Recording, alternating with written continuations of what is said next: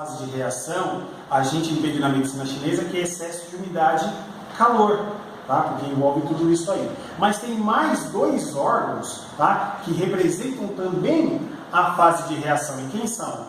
Fase de reação é complementado por rim e bexiga, tá? Eles também têm o nome de Jing-Ti e Zong-Ti, assim como os outros, só que com uma função diferente. Você percebe que cada região que o Ti trafega muda o nome, mas é o Ti do mesmo jeito. O que ele muda é a consistência, é um Ti às vezes mais sutil, um Ti mais denso, né?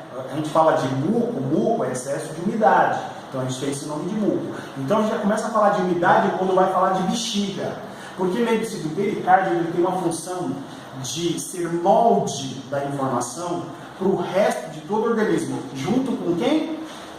Rim. O rim e o pericárdio, eles só designam o que deve ser feito, eles não propriamente entram em ação. Quem entra em ação de fato, a partir da transcrição do triplo aquecedor, é a bexiga, para formar quem? Umidade. Então todo o processo de formação de umidade no organismo, de medula óssea no organismo, tá? Tudo que é formação da essência, a formação do feto, toda a parte que compõe a umidade, líquidos corpóreos, quem produz pela informação anterior, mas quem produz de fato por uma incumbência, tá? É a bexiga. É ela que faz esse papel de concretização da informação que começou.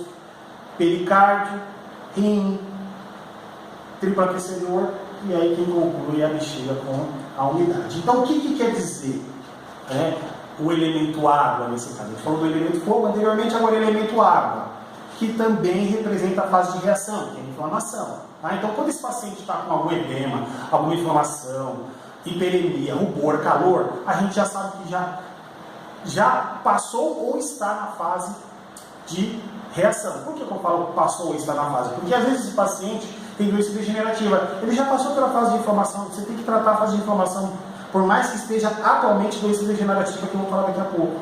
Então, se o paciente apresentar sinais e sintomas, você já sabe quem são. E quem é que representa esses dois na terapia vibracional quântica? Hepatodetox. Curioso, né? Hepatodetox, que tem o nome hepato, que poderia ser fígado, mas é rim e bexiga. Por que rim e bexiga? A função energética.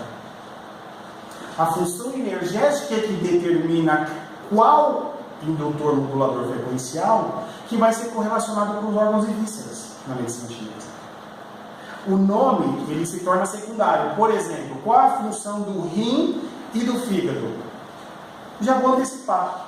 Rim mais fígado igual retorno venoso. Então o retorno venoso ele não pode ser simplesmente feito pelo fígado. O rim entra junto. O sangue arterial, a irrigação sanguínea rica em oxigênio, não é só o desobesinho através da vesícula biliar que faz. É vesícula e pericárdio. Então é uma dupla tanto para distribuir alto e baixo, como uma dupla para distribuir baixo e alto. Tudo bem? Então só para entender que, qual o papel deles, né, nesse caso? A desintoxicação bloqueada, a fase, é a mesma coisa do elemento fogo, desintoxicação bloqueada do organismo. Tá? E o organismo luta para combater essa agressão. Né? Então, só para você entender, vamos passar para o próximo slide, que ele significa o seguinte. Então, o que eu falei até agora? São duas fases, só recapitulando rapidinho. Fase de excreção, fígado e vesícula biliar. Fase de reação, elemento água e fogo, que a gente acabou de citar. Só para vocês entenderem. Então, água e fogo, ou seja, excesso de umidade e calor e excesso de umidade, que é o elemento água, tá? Um excesso de umidade e calor, o elemento fogo. Um excesso de umidade e elemento água. Esses dois juntos formam a fase de reação na terapia vibracional quântica. Só para a gente entender. O fogo, Krebs, água, hepatodetox, tá? Só para entender. Agora, passando para a próxima etapa, tá? É a fase, tá? De deposição, né? É o slide anterior, perdão. O slide anterior, que fala da fase de deposição. A fase de deposição é o estômago. Se eu não estiver enganado, olha lá. É o estômago. Então, o que o estômago diz? Fase de deposição. A gente falou que teve inflamação, agora o acúmulo de toxinas fica na matriz extracelular. ok? Então, fármacos que causaram intoxicação interrompendo a eliminação das otoxinas que passam a depositar na matriz extracelular, provocando o início das doenças crônicas. Então, essa frase diz por si só, é o meridiano do estômago que está envolvido. E qual o nome que a gente correlaciona com a terapia quântica? O indutor frequencial é o linfático, ok? Lembrando que o que adquirido e o que da respiração, quem coordena é o estômago. Significa o seguinte, se o paciente tem problema respiratório, não é no pulmão que a medicina chinesa entende que é o problema, é no estômago. Se esse paciente ele tem indigestão, tem excesso de muco no estômago, a gente tem que remover o muco nesse estômago. Porque o que acontece? Quando há o depósito de alimento, a gente entende que é depósito de agentes agressores. Ok? Então fica fácil a gente entender que a fase de deposição é o estômago, porque ele é um depósito de alimentos, em que fígado e vesícula biliar extraem esses alimentos da energia do estômago para distribuir para o resto do organismo. Eles precisam ter energia para distribuir o Qi, ou Ti, melhor dizendo, porque a pronúncia mais correta é Ti. Então ele tem que ter força para distribuir o Qi. Um é para subir, que é fígado, o outro para descer, que é vesícula biliar. Mas de onde eles tiram essa energia? Do estômago. Então, a fase de deposição, quando ela está instalada, significa que o fígado e a vesícula biliar não conseguem trabalhar direito. E o fígado e a vesícula biliar eles têm que distribuir para todos os órgãos e vísceras, a partir da qualidade do Qi adquirido, né, o Qi nutritivo, que parte do estômago. Só para vocês entenderem, a correlação do linfático na terapia quântica é que faz a energia do estômago reequilibrar. Passando para o próximo slide, a gente vai falar do baço pâncreas, que é a fase de impregnação. Tá? Tá lá, fase de impregnação, a presença das homotoxinas já dentro das células, começando a afetar diretamente a comunicação e o metabolismo das organelas, diminuindo drasticamente a capacidade de autorregulação. Ou seja, o equilíbrio da entrada de nutrientes e saída de toxinas na membrana, né, na bicamada lipídica da membrana. Né, que é semipermeável. Então essa autorregulação do que entra e sai já se perde na fase de impregnação e quem está envolvido? Baço pâncreas. Ok? Neste momento a célula passa a ter maior afinidade às toxinas depois de tentativas frustradas ao gastar energia tentando removê-las. Então é um agravamento da situação desse paciente que vem nessas condições ao consultório. A gente identificando isso por meio de critério diagnóstico, a gente sabe que qual é o indutor, melhor dizendo, qual é o fitoquântico que é indicado nesse caso, onde fala o nome do baço pâncreas. Analgésico. O analgésico, ele equilibra a energia do baço pâncreas na fase de impregnação. Fantástico, né? E ele é o armazém do Qi adquirido, do Qi nutritivo. Então aquilo que é depositado pelo estômago, quem armazena todo o substrato, né, para ser utilizado quando o nosso organismo é agredido, é o baço que guarda a memória imunológica. Tá? Ele é o responsável por isso.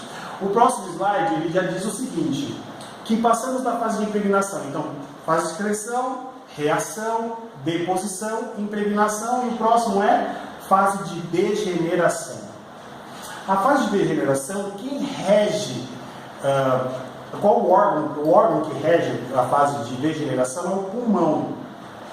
O pulmão, ele vai no baço pâncreas pegar a memória imunológica que ele guardou desde o momento do nosso nascimento, nas primeiras infecções, cachumba, catapora, sarampo, tudo o baço pâncreas guarda essa reserva imunológica para que quando o organismo for novamente agredido, ele já tenha aquela reserva e dá munição para o pulmão atacar de forma específica o agente agressor.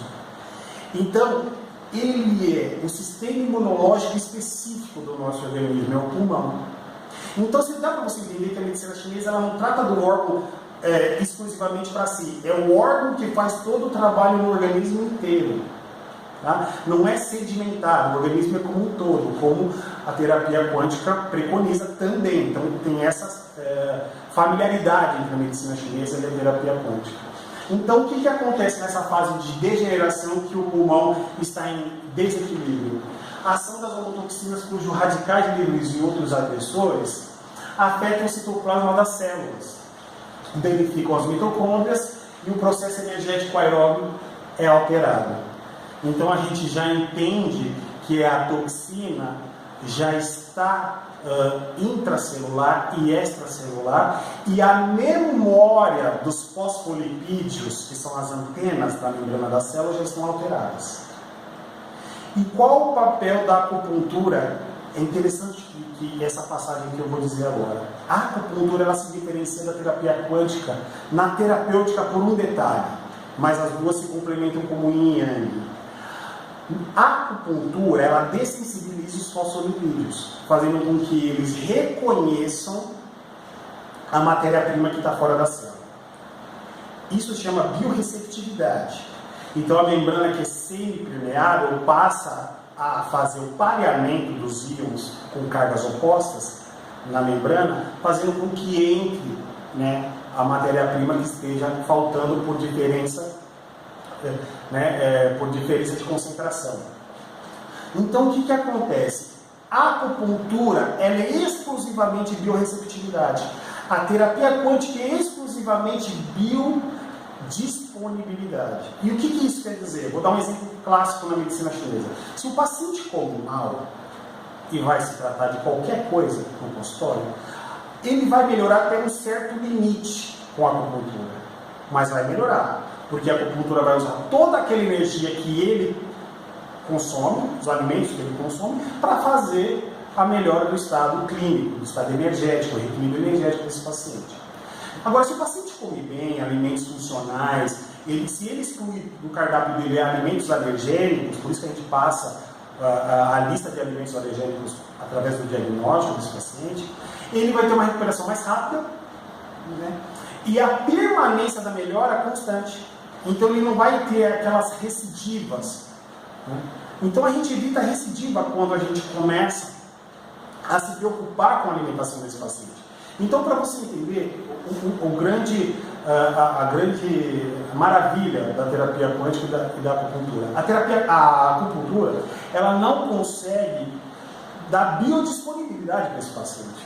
Não tem mineral ali. Ela consegue sim melhorar a corrente eletromagnética através via sistema linfático e plasma sanguíneo, mas a terapia quântica ela consegue dar qualidade informacional para essa célula receber somente o que necessita de minerais, vitaminas e oligoelementos. E até matéria-prima, de repente. Mas quem faz esse trabalho de biodisponibilidade como ninguém é a terapia quântica. Também faz biorreceptividade. Só que o prazo encurta quando faz a acupuntura. A acupuntura ela consegue encurtar o prazo de resposta terapêutica desse paciente. Isso que é fantástico. Se a gente unir essas duas modalidades na medicina, a gente tem um ganho exponencial para esse paciente que a gente vê na prática. A gente vê o quão é maravilhoso a resposta terapêutica. E a gente se surpreende com a gente mesmo, vendo o paciente relatar tudo aquilo e de uma forma que ele já passou por outros métodos de tratamento com insucesso, muitas vezes, melhorou, mas ele relata até um pouco de frustração e a gente pega esse paciente, aborda esse paciente de uma maneira diferenciada e ele responde a isso. Isso que é fantástico, que eu gostaria de compartilhar com vocês. Então, o próximo slide, ele já parte da fase de degeneração para a fase neoplásica, que é a última fase, a fase mais severa, mais avançada, né? Envolve dor subaguda e aguda, né? Enfim, há uma complexidade maior em comparação com as fases anteriores que a gente citou. Então nós nos preocupamos com esse órgão aqui, com essa víscera, que é o intestino grosso. O intestino grosso, na medicina chinesa, ele é o último soldado, né, combatente a nos defender quando nós estamos enfraquecidos energeticamente e fisicamente. Então a condição passou desde a fase de deposição, que é o estômago, ali na fase de deposição até a fase neoplásica, A condição que era energética passou a ser energética e física. Então esse paciente tem muito mais dificuldade de recuperação. Por isso que é mais imprescindível do que nunca você passar uma dieta de alergia e intolerância alimentar. É imprescindível você passar alimentos funcionais para ele passar a consumir a partir de agora e mudar hábitos e costumes de pensamentos, de hábitos adquiridos de família, de pensamentos viciantes, para mudar a sua própria condição de vida e qualidade de vida. Então, tem de fazer, no caso desse, uma análise muito detalhista, não que os outros não precisassem, mas esse paciente tem que ser muito bem conduzido ao tratamento para que ele não abandone antes. Porque ele já está, provavelmente, com medicamentos sendo consumidos por ele, mais de um provavelmente, deve ter doenças crônicas, diabetes, hipertensão, enfim. Ele traz outras consequências além da queixa principal. Mas vamos lá. A entrada das toxinas no núcleo celular, danificando o DNA em sua comunicação. Para a síntese de proteínas, como as imunoglobulinas são proteínas, há um colapso no sistema imunológico. Então a gente fala de colapso, então a gente já entende que é uma condição mais severa. Que passa a não mais responder a qualquer agente estranho, micro-organismo patogênico, células cancerosas e corpos estranhos. Que perderam a capacidade de diferenciação. Como consequência, se acumulam no organismo. ZEN-T, intestino grosso. Você reparou, não sei se eu comentei, mas o ZEN-T também está no pulmão. Só que qual a diferença do ZEN-T pulmão para o ZEN-T intestino grosso? É que o pulmão, ele é o sistema imunológico específico. Ele é como se fosse um atirador de elite contra os agentes agressores. O intestino grosso não. Ele devasta tudo, ele pega as células boas e ruins, mas ele é preciso, porque quando o pulmão falha, ele tem que entrar em ação, não tem para onde correr, não tem para onde recorrer, e não pode deixar chegar no intestino grosso, ele não pode, quando ele entra em cena é porque tudo vai ser removido dali, inclusive células boas, nutrientes. Então qual que é o nosso papel? Repor esse paciente de vitaminas e minerais de alguns alimentos. Antes disso, nós temos que fazer a biorreceptividade pela acupuntura.